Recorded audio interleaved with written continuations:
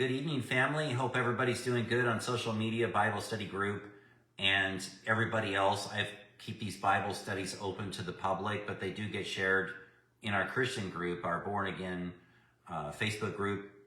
They get shared over there, but I do open them up to the public because obviously we don't want to be shy about the gospel, and we don't want to be shy about what God has to say concerning the affairs of men. Okay. I'm not able to tag as many people as I want to.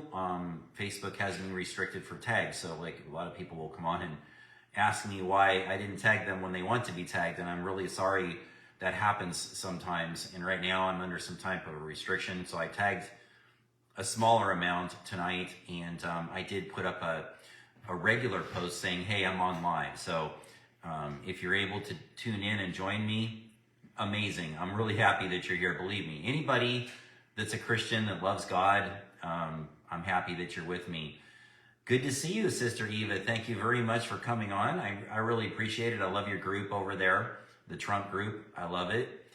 We're going to see a lot of amazing things happening at breakneck speed on day one. Believe that. That's going to be a lot of fun. Thank you very much, Eva. I really appreciate it. Thank you. Thank you. I am sincere when I say that. I am not saying that's not lip service. I appreciate anybody that shares these Bible studies for me because the goal is to get the gospel out any way that we can. So I'm going to move along relatively expedient this evening. There is a few things to talk about, but I want to cover Proverbs chapter 3. Before I do, I want to give you a couple of Bible prophecy updates, okay? And then one is going to be an example that ties into Proverbs chapter 1, 2, and 3. Why is it tie into to Proverbs chapter 1, 2, and 3? Something I'm going to point out that the public's talking a lot about lately. Well, in Proverbs chapter 1 and chapter 2 and chapter 3, you can just feel that God is literally crying out to people, get wisdom, get knowledge, get discretion, get understanding. He dedicates like 3 chapters to that, and then it's sprinkled out through the rest of Proverbs as well. And so one of the takeaways that we have about getting wisdom and discretion and understanding is that when you do just the opposite of that, you find yourself living in the end of 2024. You know, like everything is upside down and backwards, okay? And so this is why I'm in Proverbs right now, because I feel like Proverbs is a good antidote for liberalism. It's a good antidote for the spirit of Antichrist and these liberals and people that are just evil and lie and lie and lie, and they glorify this guy named Luigi that shot and killed the CEO of that United Healthcare. Okay, and I've mentioned that, but I'm going to tie a little bit of that into the Proverbs. Okay, but before I get there, I want to show you something, okay? Let me go ahead and grab this article. Like I said, I'm going to move right along. I don't want to waste anybody's time here today. I respect everybody's time. So I'm going to get right to it. I'm going to share this article. Let me go down here and drop it in comments, okay? I love using nowtheendbegins.com's articles because they are on top of world events, okay? And so I use them as a great resource for me to see what's going on, to get scripture, and then I love to read the comments down in the bottom of the articles because there are a lot of Christians. There's even some non-Christians down there. There's even people that belong to cults comment in these articles too, you know? And so up to a certain point, everybody gets a say, you know, as long as it's respectable and there's decorum there and all that. So you'll see a lot of good comments in these articles. And so the one this morning is what I want to tie in today with a chapter in the Bible that I'm going to take y'all to, and then I'm going to move forward, okay? So I won't hang on it for too long. This is an article this morning. Leave the world behind. New Jersey senator calls for a state of emergency to be declared as mysterious drones are now coming in from the ocean. Okay? For starters, whatever these drones /UFOs/UAPs actually are, our federal government seems remarkably unconcerned to find out what they are where they are coming from. Could one reason for that be that these drones are coming from out from the government, from our government? Don't forget that the 44th President of the United States, Barack Hussein Obama, produced and co-wrote a movie about the government launching a series of psyops against the American people that ultimately led to a civil war. In fact, these New Jersey drone sightings began right around the one-year anniversary of the release of Leave the World Behind. What an amazing coincidence. Not only that, but a breaking news report coming across my desk right now is saying that over 50 drones were spotted flying from over the ocean. This is literally and actually what Leave the World Behind is all about. That's that movie on Netflix that Barack Obama helped produce. At this point, it would be better if it were aliens. Well, I've got a few things to say about that, ladies and gentlemen. Hang on, all right? And guess what? This is cool. Pastor Jeffrey quotes a chapter in Proverbs, and guess what? We are in Proverbs. We're going to go all the way to 31 eventually. We're going to get all the way to the end because I want to counter the liberalism. I want to counter the insanity with God's sane, rightly dividing word of truth, how we should live our lives, guidelines in the book of Proverbs, okay? When the righteous are in authority, the people rejoice. But when the wicked beareth rule, the people mourn. That's Proverbs 29, verse 2. Let me tell you, now I have mentioned this in the previous Bible studies before. I don't want to be a broken record and be rhetorical about this, but I want to mention this really fast, and then I'm going to take you to a book of the Bible, okay, chapter and verse. I'm going to show you something. I've shown the group before, but it's worth repeating, and it's very important that you get this, okay? So my personal opinion about what we're seeing, and let me give you this article, okay? My personal opinion about what we're seeing, we are seeing a foreign entity, a foreign power that is spying on our civilians, our military bases and airports and seaport bases and things like that. 100%. Now, I'm moving along, okay? So I saw one report from one of the mainstream media news channels, okay? So this has got the liberals' attention as well. But one of the mainstream media news channels showed a clip of a drone program that China has where it's incredible. These drones over in China, they fly around just like what you are seeing in New Jersey and New York. They fly around over people's neighborhoods. They're very loud. They have all of those colored lights like you're seeing. And they have these speakers on the drones blaring in Chinese to the citizens. And they're saying, you need to stay in this area. We know who you are. We know where you are. Obey or else. Something like that. Okay, they're blaring it in Chinese. And when you saw the launch of these Chinese drones from the ocean, from one of their ships, it looked like a swarm of flies. I mean, they were just coming off of this ship like it was incredible, okay? So this was all from China. And it's like, gee whiz, that looks just like what's happening in New Jersey and New York. Now, am I saying the Chinese are directly involved in what's happening in New York, New Jersey, California, and Pennsylvania and those eastern coastlines? Let me just say, if they're not directly involved, they are indirectly involved. In other words, let me give you this next article here, okay? Very important stuff that we're talking about. I'm going to drop this one in next. Good to see you, Eva. Thank you for joining tonight. I really appreciate it. Always good to see you, Eva. I think I was able to get the tag in for you.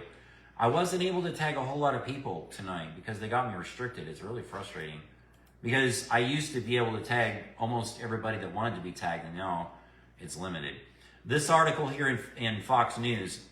Now, the Pentagon, Pentagon denies lawmakers' claim that New Jersey drones are from Iran. Okay. Jeff Van Drew called for drones to be shot down on Faulkner Focus. That's Harris Faulkner on Fox News, okay? Van Drew is saying that there's a mothership off of the coastlines from Iran that is launching these drones.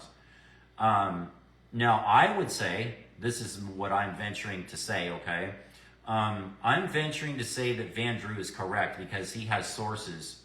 He's claiming to have high sources in the government that are telling him this is the case. Now, the Pentagon is turning around and saying he's wrong. It's not, okay? But let me ask a skeptical audience a question. You have every right to be skeptical. Do you want to trust what the Pentagon tells you with people like Mayorkas in charge and Kim Jean-Pierre, press secretary, telling you the border was secure, there was no invasion, when everybody saw that they were just pouring across our border? Like, do you want to believe those people?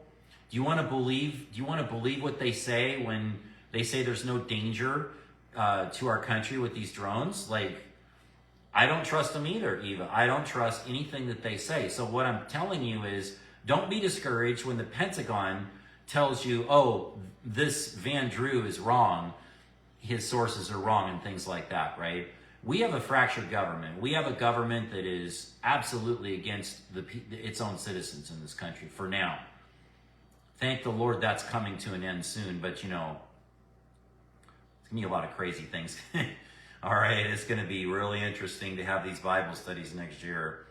All right, so with that said, I believe that there's several things going on. I don't think it's a simple, straight answer, but I believe that there are real, I call them myself, I label them UAP drones. I don't just call them regular drones, I call them UAP.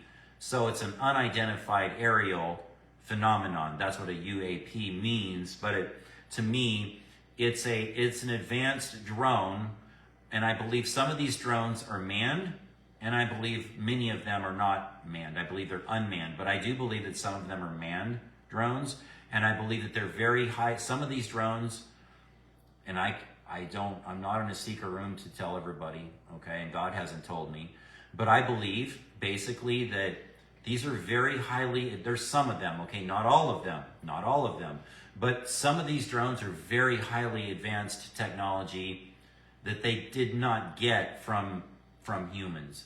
That's my straight up answer. And why would I tell an audience this tonight is because I go back to the book of Genesis and how the fallen angels, who were called the sons of God, came down and took the women that they wanted and procreated with them. And that's where we get these term Nephilims from, half human, half fallen angel. And so they had knowledge, they had understanding, not wisdom, but they had knowledge to do certain things that were just beyond the realm of what normal humans would be able to know how to do. And I believe that this is happening all over again. Because Jesus said, before his return, it would be as in the days of Noah. And so the days of Noah was Genesis chapter 6 with the fallen angels and the Nephilims and all of that, and God wiped it out. And just remember, one other thing that's very important to recall too is that when Nimrod was building the Tower of Babel, knowledge was increasing at that time. Knowledge was increasing, and God said, you know, they will become like us, and nothing will be impossible for them. And so he went down and confused their languages so that the building stopped, okay? And so Nimrod was getting assistance from fallen angels, demonic, and things like that. And so that spirit of the Tower of Babel is alive and well today. Nimrod's dead. The building never got finished, but that spirit of that is still alive and well today. And so what am I saying? I'm saying that God is going to have to intervene because the knowledge of man is getting to be too much now with the help of entities in Ephesians chapter 6. That's powers, principalities, rulers of darkness, spiritual wickedness in high places. Those are our enemies. That's the enemies of the church, okay? They control people. Not only are they physical entity or spiritual entities that break God's laws and enter into our realm physically, but they're enemies of the church. They're enemies of the cross. They're enemies of Christians, and they're actually enemies of the puppets that they're using, the hosts that they're using, because everybody's going to wind up in hell who serves those things, okay? AI, Eva says, AI. AI's got a big part of it, absolutely. Do I think Iran has that technology? I think that they're getting it from China, Eva. I don't think that Iran is, it's interesting how it works. It's like Iran has a lot of money that we've given them these last 4 years, and so they can fund a lot of things. They can make deals with China, with Russia, for oil and things like that, because they haven't been sanctioned for so long. So they've been given money, they've been made deals, and I believe that what we're looking at is Chinese technology.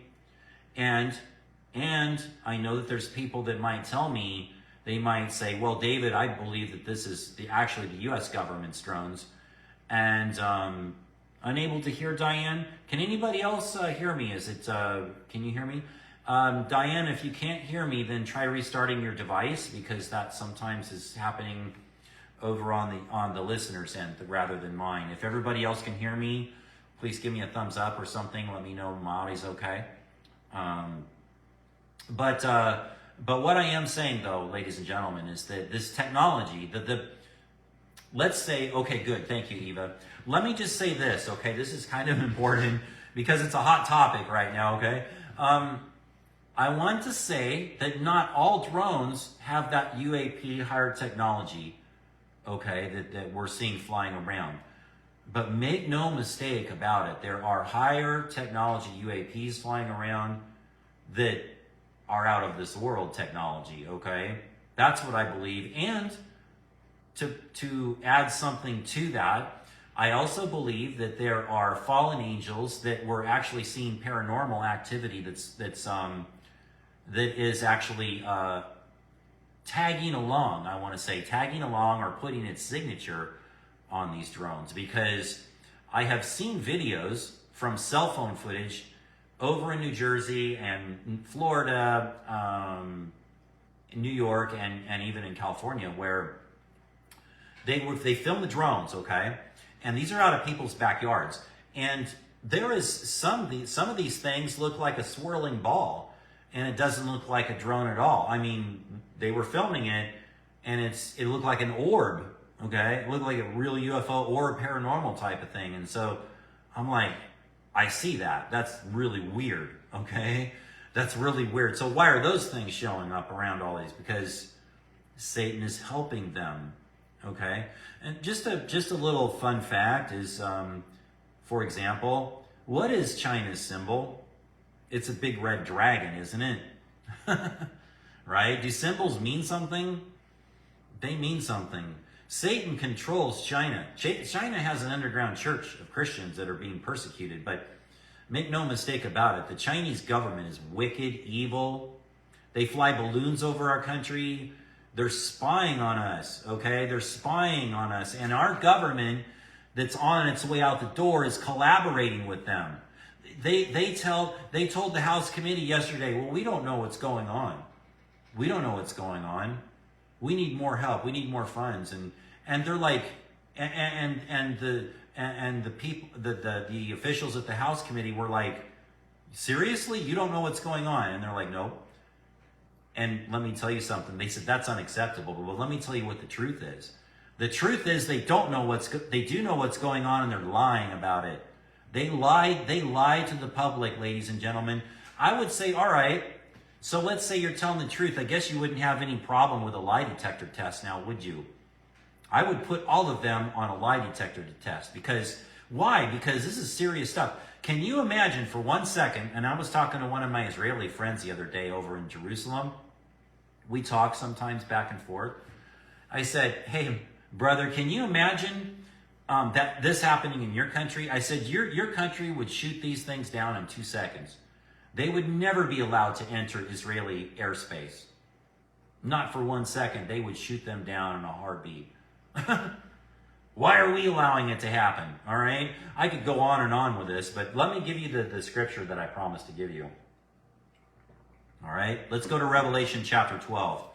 Then I'm going to move on, okay? I've got to move on for time's sake, and I respect people's time too. So I want to move on to something else. And we're going to do Proverbs 3, okay?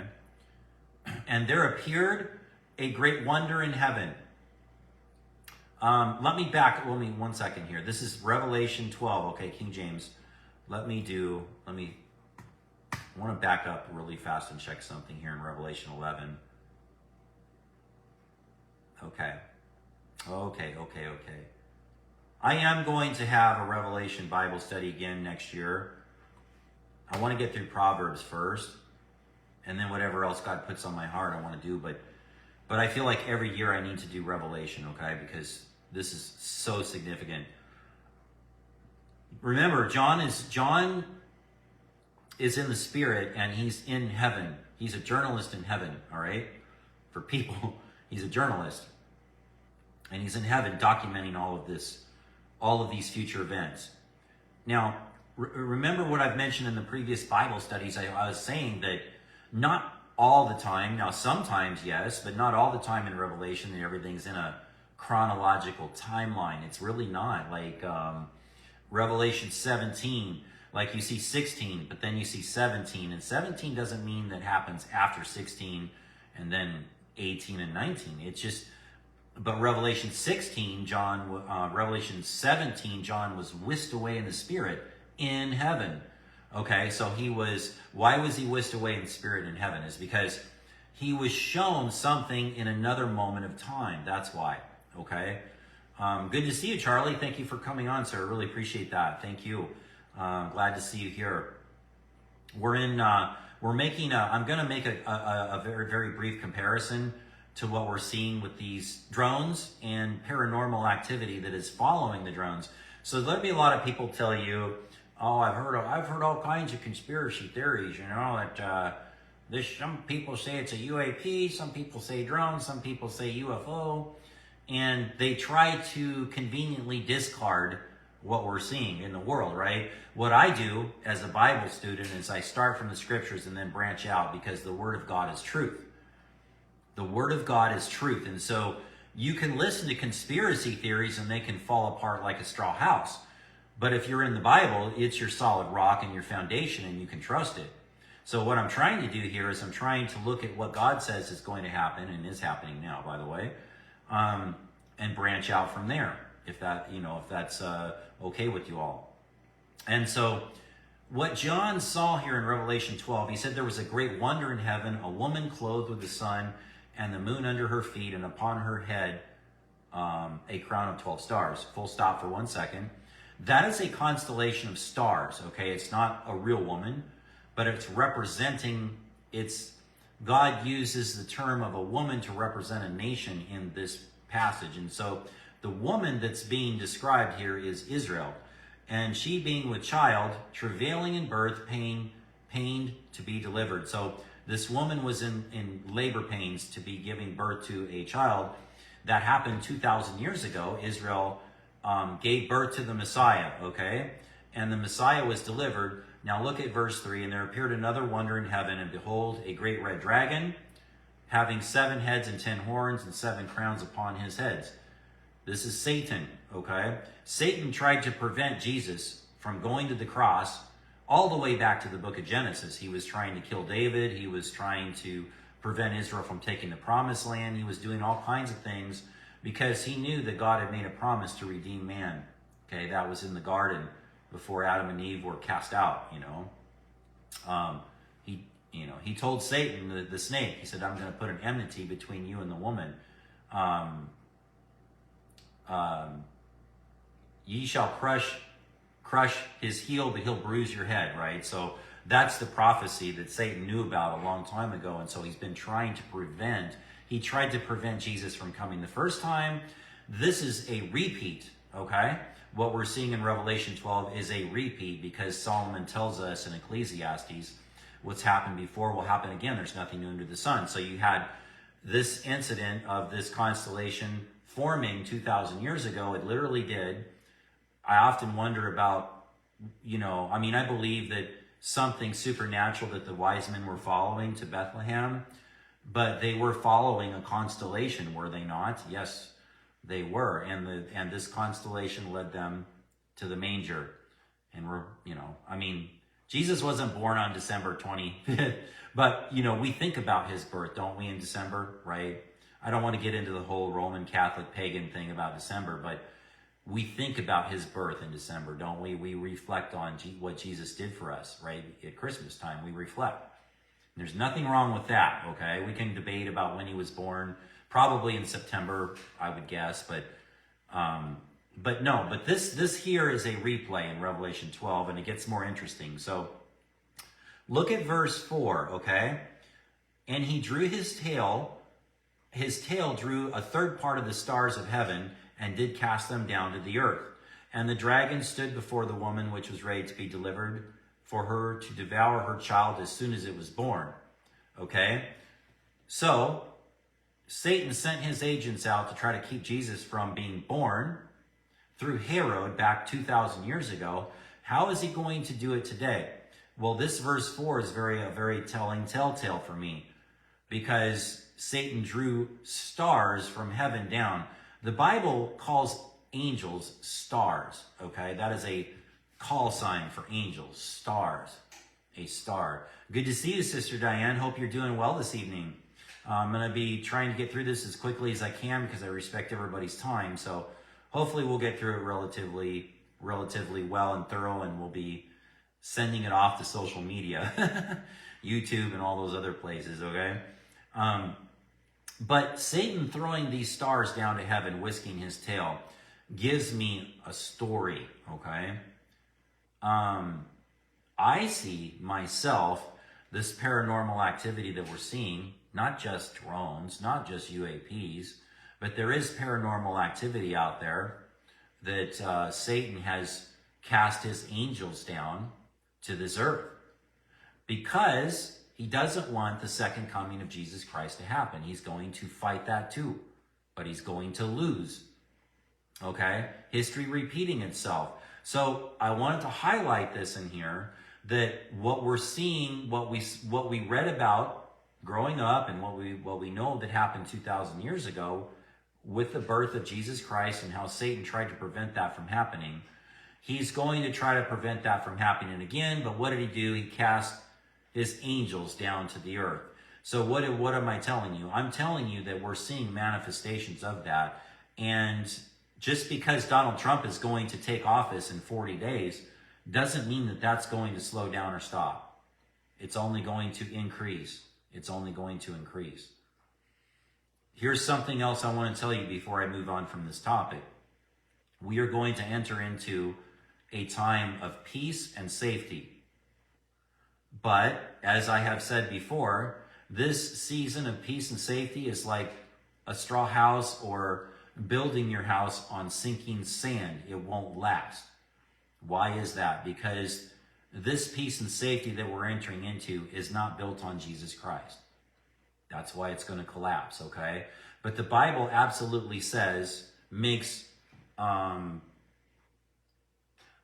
makes these statements saying, like, when they cry peace and safety, then sudden destruction cometh upon them, as the term I used the other day, as a woman in labor. The woman in labor refers to the terminal generation, the fig tree generation, Matthew 24. We're in it. We are this generation that will see the coming of the Lord Jesus Christ. So it's a woman in travail, as a woman in labor, just like Revelation 12, okay? Just like that. So it all fits together when you study and you can see it. So we're the generation that's going to see that happen. And as a woman in labor, okay, peace and safety. So peace and safety is like the very last telltale that we have before the pre-tribulation rapture of the church. I believe that we're going to watch Trump succeed in his new administration, and I think there's going to be some amazing things that happen. But he's going to get all the right people in the right place. But it's for a reason. God has it for a reason, okay? And so that reason is much bigger than just our country. It's much bigger than just our country. There are prophetic things that are going to be fulfilled through this next administration. It's going to kickstart the time of Jacob's trouble. And, and what do I want to do as as an American citizen that loves my country, I want to help people get saved. What do I want to do as an ambassador for heaven? I want to help people get saved. It's important, to do that. That's why I do this, okay? But it keeps me sharp, and I enjoy doing it as well. So it's a win-win situation for me. Does it get laborious at times? Sometimes, but it's never a bad thing. I don't find it difficult to do this because I feel like I'm in my wheelhouse when I do it. So this paranormal activity is going to increase, okay? That's the takeaway. But I don't want you to trust what the government says. You've never been able to trust them. We're going to have better people in place, absolutely, next year. And the only thing I will tell you, though, is the Bible warns you not to lean on flesh and blood, okay? It'll turn and rend you. The Bible says that, to lean on the Lord. And so you could be in store for some disappointments. We'll have some moments of success. We're going to be very happy, but then there'll be some disappointments. So just remember that God says to rely on Him. Don't rely on flesh and blood. Okay? Now here's the next thing I want to take you to. I want to take you over to 2 Samuel chapter 4. And then I'm going to read some of Proverbs chapter 3, okay? This is pretty important here. What's the hot topic on the news beside the drones? They're neck and neck right now. This killer named Luigi, right? And you have half of the country, or less than half, whatever, saying, "Oh, he's a hero," He's a hero. Ridiculous. That is the most stupid thing I've ever heard in my life. Murdering somebody, that is no hero at all. And it's a broken healthcare system, and they're, so it's all liberal, crazy Democrats that are thinking he's a hero, and everybody else with common sense knows he's a murderer, right? Is our healthcare system broken? Yes, absolutely. I think some amazing things are going to happen in a Trump administration for our healthcare. Fasten your seatbelt. Let's see how it goes. But it's not going to stay like it is. Those people are on their way out. So I want to read a little bit of this to you, okay, with 2 Samuel chapter 4. I'm making a point here about two murderers. Two men in this chapter who thought they were doing the right thing by murdering somebody that they thought was evil. And it's a great comparison because what this is here is, okay, David is king of Judah at the moment in this chapter. And he's not king of all of Israel just yet. He's like President-elect King David, all right? He's like not quite there yet. He's got power, but he's not quite there yet, okay? And so these two subjects of the other king, which is King Saul's son, all right, King Saul's son was put there because Saul fell on his own sword. He was losing to the the Philistines. He was losing to the Philistines, and he didn't want to be taken captive, so he asked his sword bearer to kill him, and his sword bearer wasn't going to do it, and so he fell on his own sword and died. But then his son, okay, took over. And so let me see where I want to go in this. Where do I want to start here? Okay. His name, Saul's son's name was Mephibosheth, okay? It's kind of a funny name, but that's his son, and he was an adversary of King David. Mephibosheth, okay, Mephibosheth. He was an adversary of King David. And so there are these two scoundrels, okay? The sons of Rimeon, the Bererites, and Rechab and Benah went and came in the heat of the day to the house of Mephibosheth, and who lay on a bed at noon. So this king, he was king of Israel. He was an adversary of David, and he was resting, okay? He was just laying in his bed, minding his own business. And these two scoundrels, in verse 6, they came hither into the midst of the house as though they had fetched wheat. As though they went to McDonald's, to get a hamburger and some french fries or something, right? They're just normal citizens.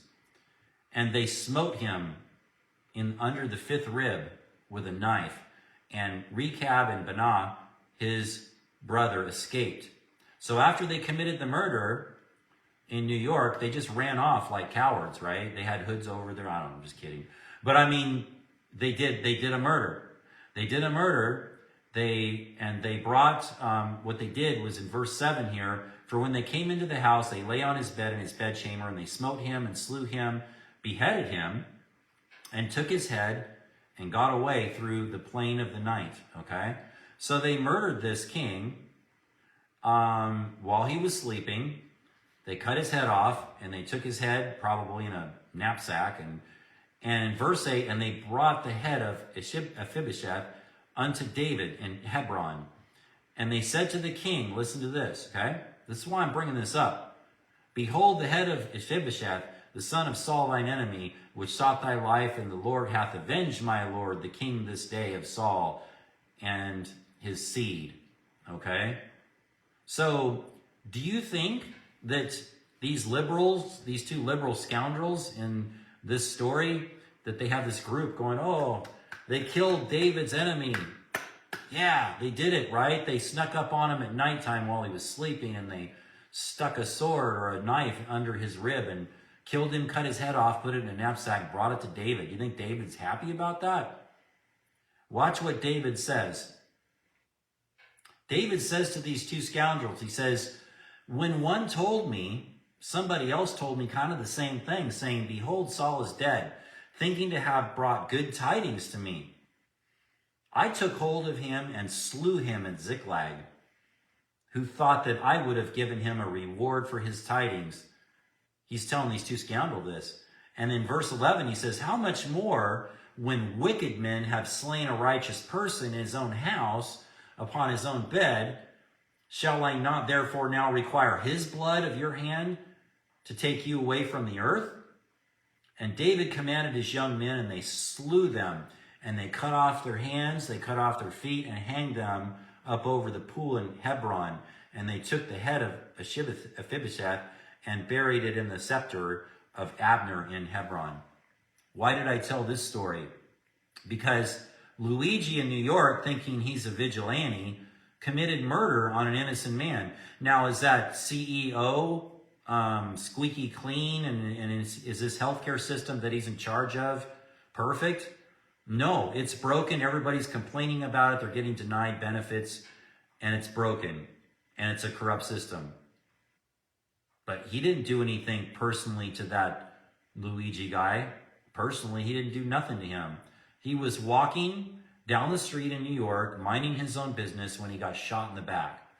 It's no different. It is no different. Now, how do you think King David would treat Luigi if Luigi was standing before King David? There wouldn't be no trial. There wouldn't be no where he's going to sit in Rikers Island for 20 years or for life. He's probably not even going to get the death penalty. He'll just sit there for the rest of his life, probably. Maybe he'll get out of parole in 30 years. I don't know. Who knows? It's New York, right? With Alvin Bragg, that fraud, fake troublemaker that made Trump's life horrible. And everybody else's life over in New York, by the way, too, that wants justice. So you can't even do that to Alvin Bragg. You can't even walk up behind Alvin Bragg and do that to him. People that are patriots, you know. God says, no, no, no. If you shed blood, your blood's going to be shed. That's the message.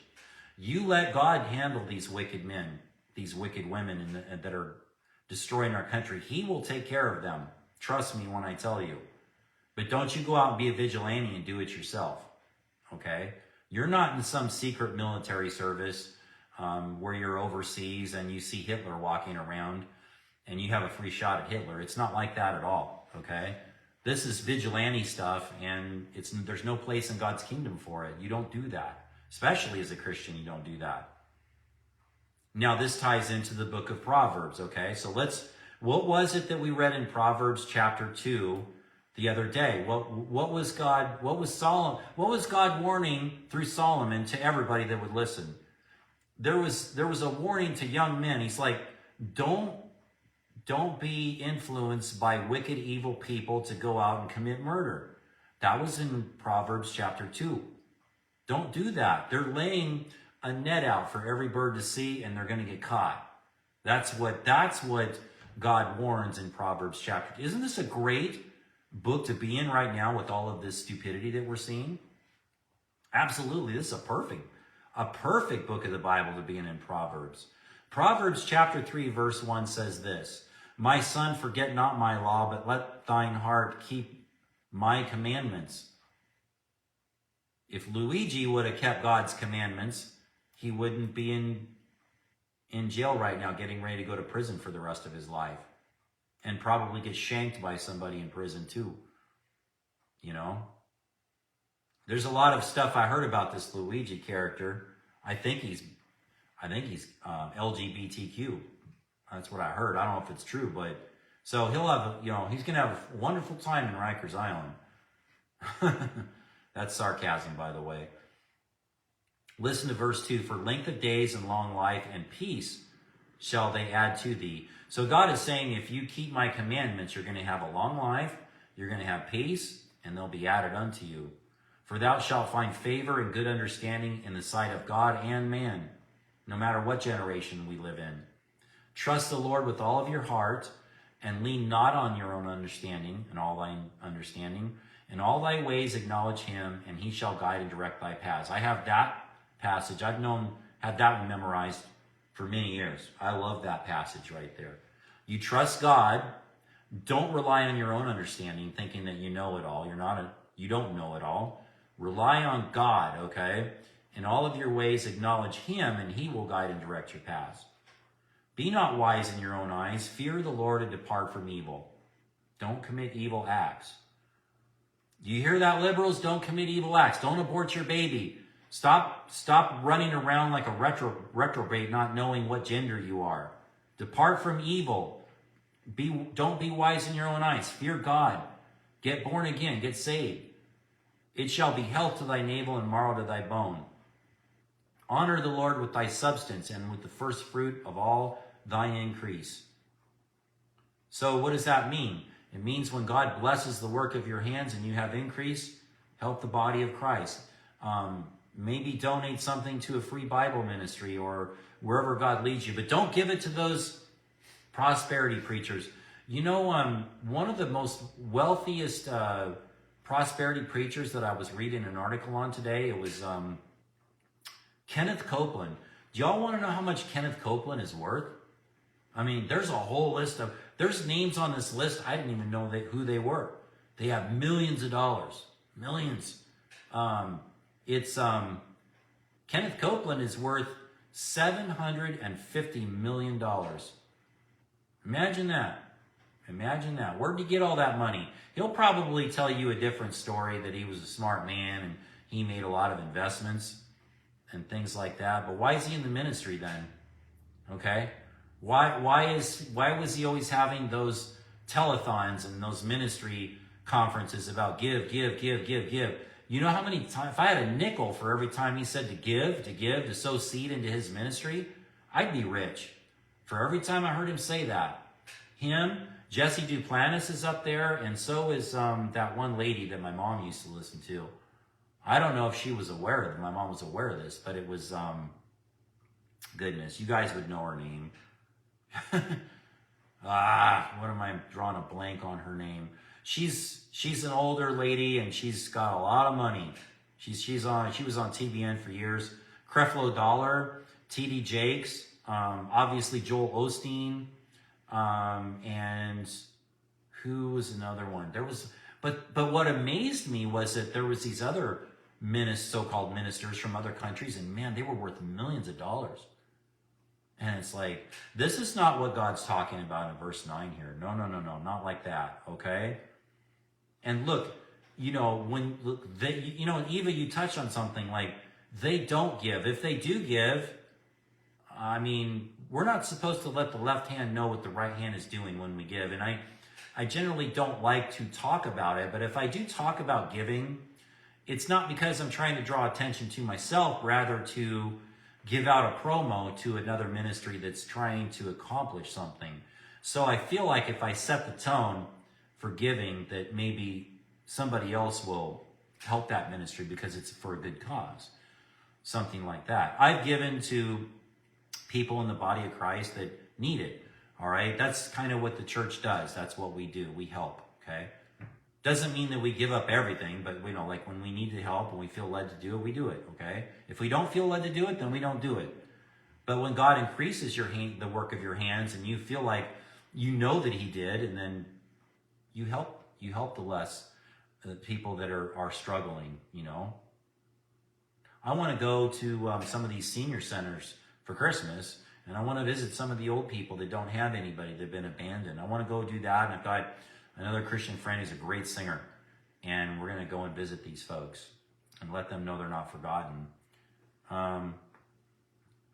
My son, okay, verse 10, so your barns will be filled with plenty, and thy presses shall burst out with new wine. It means you're going to have, the new wine basically means increase in goods, but it also means new opportunities.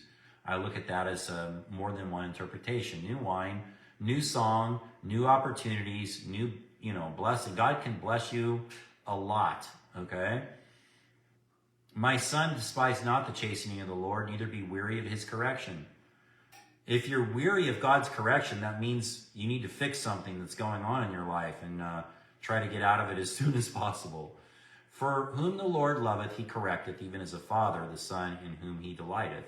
Happy is the man that findeth wisdom, and not the man that getteth and the man that gets understanding, okay? Happy is the man that finds wisdom, and the man that gets understanding. That is a theme that we're going to keep seeing over and over and over again in Proverbs, because God is just pounding it home. Get wisdom, get understanding. Where do you get understanding? You get it from God. And I mentioned this the other day. It's like, if you're struggling with understanding something, not just in the Bible, but like in your job, God will give you that understanding to be skilled in that job. It's not just wisdom and understanding in Scripture, which is something I chase after, but wisdom and understanding in your own job, whatever it is that you're doing. For the merchandise of it is better than the merchandise of silver, and the gain thereof is better than fine gold. Why is that? Why is wisdom and knowledge better than fine gold? Because if you put fine gold in the hand of a fool, he's going to lose it all very fast. He's going to do stupid things. I was listening to stories about Mike Tyson when he was younger, the boxer, and he had so much money coming out. He was making more money than Michael Jordan at one time. He blew it all. He said, he admitted it. He partied and did drugs and spent it on women and did all this stuff. Well, look, that's foolish living, okay?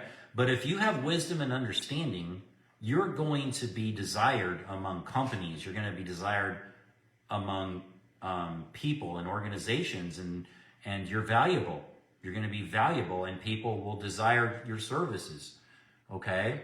And you'll have a good reputation. And so that is more, and not only that, your wisdom and understanding will save your own soul, because you'll have a relationship with God, okay? Length of days in her right hand, and in her left hand, riches and honor. It says that wisdom and understanding is more precious than rubies.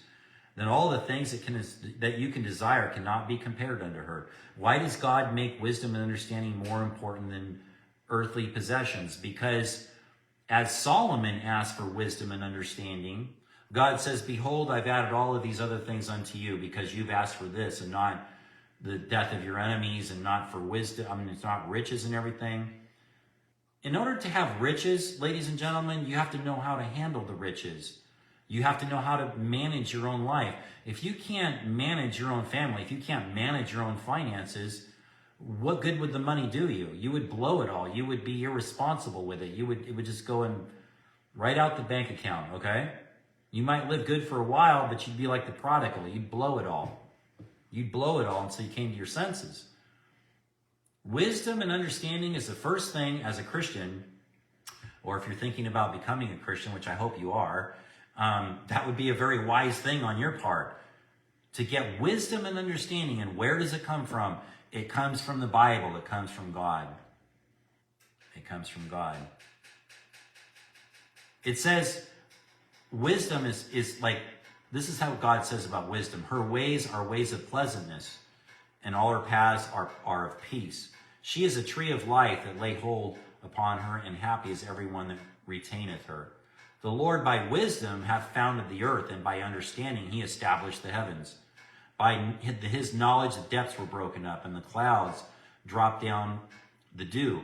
So, he was reminding Job of this when Job was questioning God and why he was suffering and all of that. And that's a great book to go over as well, okay? But God is reminding us in the book of Proverbs here that his wisdom created this earth by understanding, establishing the heavens and everything else, okay? Verse 21, my son, let them not depart from thine eyes. Keep sound wisdom and discretion. Maybe we'll send Luigi a free Bible in prison, when he gets there. Maybe we'll send him one in Rikers Island. What do you think? That'd be easy to do. I can get the address for Rikers Island and address it to him and get him a nice big King James Bible. I guess better to learn late than never, right? I'll send him one. Prisons have a way of bringing people down to, this is the last of where I am in my life, like I've got nothing left. And so it's a great time for people to get saved. It really is. That and senior centers and rest homes.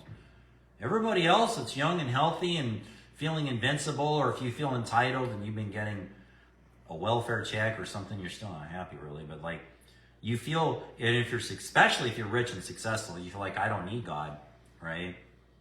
Be careful. God might put you in a position to where you will desperately need his help. And he does that. It's not out of his abilities or desires to sometimes do that. Look at Job, okay? Look at Job. Job's problem wasn't that he knew he needed God. Job's whole thing was being tested by God, okay? We go through tests as well.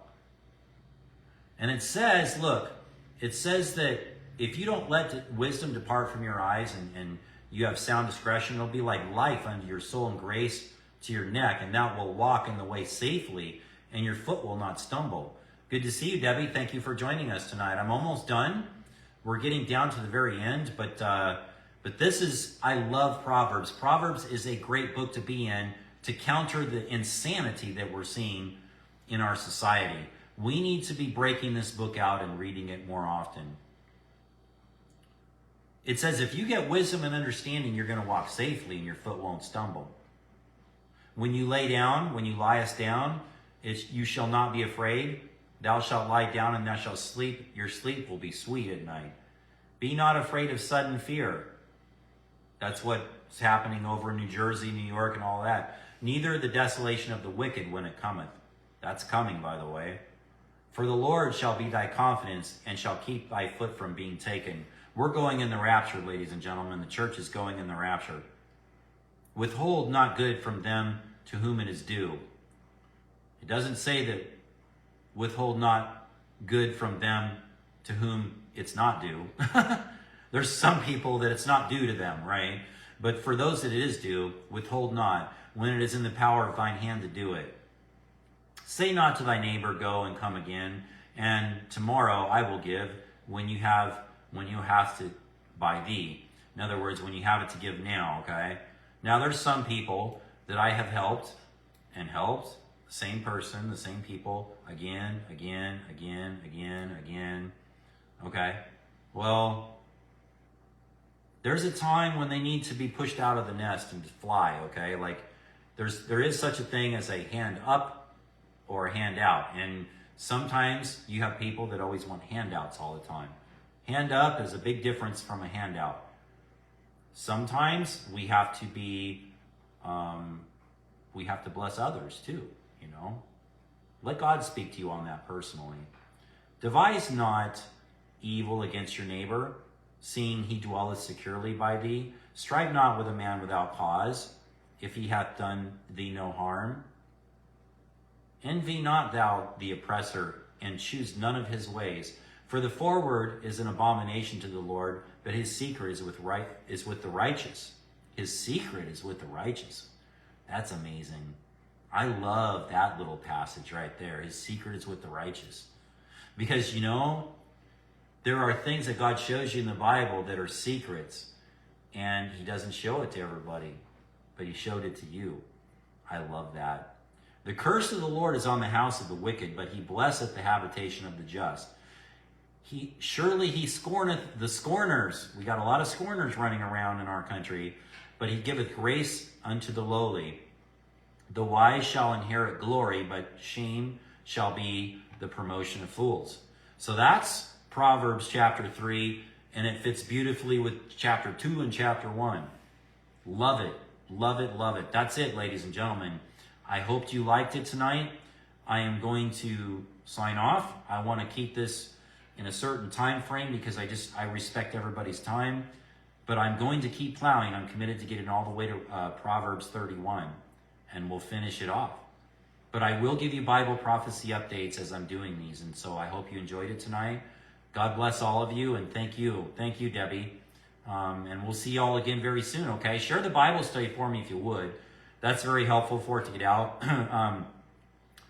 I've been unfriended, and I've had people friend me or follow me and unfollow me based on these Bible studies. So, like, it's not for everybody, you know, but that's okay. It doesn't bother me at all. I'm going to keep doing what God has pressed on me to do, and I won't stop until it's over with. Jordan says, remember King Solomon's left God's wisdom and got in so much trouble. Yes, he did. He did, Jordan, absolutely. And so, you know, God allowed him to write 3 books of the Bible. He wrote Proverbs, Song of Solomon, and Ecclesiastes. And, you know, maybe we'll do Ecclesiastes, Jordan, because I believe that when he was a senior at that time, he was regretting a lot of his mistakes. And we kind of get a hint of that in Ecclesiastes. And, you know, that's where he wrote, what happened before will happen again. There's nothing new under the sun. So, good point. It was idolatry where he fell. He fell through his desire of women, and he couldn't get enough of them, apparently. But they were pagan women, and it caused him to fall, which was bad. So, all right. Thank you all. Have a wonderful night. I'll see you again very soon. God bless all of you. And rest good in the Lord, okay? Don't let anxiety overtake you. God's got you in the palm of his hand, believe me. And you have a wonderful night. Thank you, Ronnie. God bless you too. Take care.